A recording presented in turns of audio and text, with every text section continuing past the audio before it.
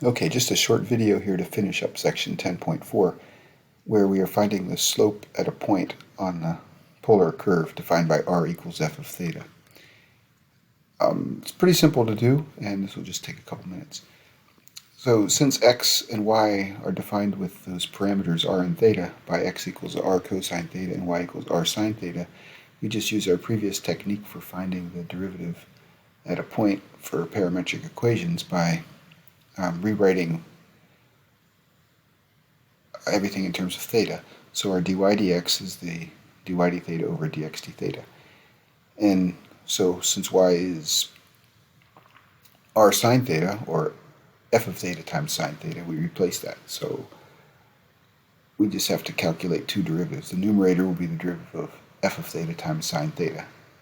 So that's the derivative of r sine theta. And similarly, the denominator is the derivative of f of theta cosine theta. And you just use the product rule in the numerator and the product rule in the denominator, and that's how we arrive at this representation of dy dx. And just do a quick example here, finding the slope at a point where theta is pi over 6. I just chose the function r equals 2 sine theta, which we know is a circle of radius 2, centered at the point 0, 1. And plugging in there, we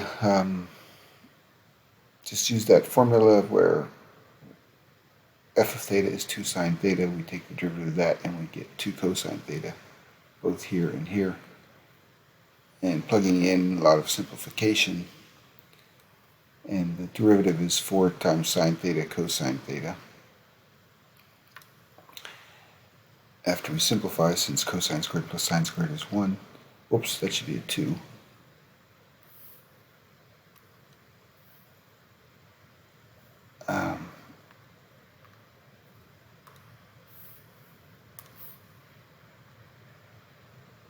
Two sine theta cosine theta, and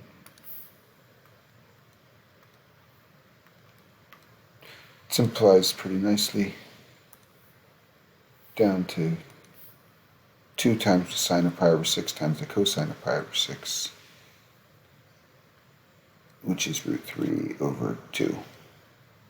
Which, if we go up there and look at this angle of pi over 6, or 30 degrees, it's kind of hard to tell, but at least it is. The tangent line would have a positive slope there.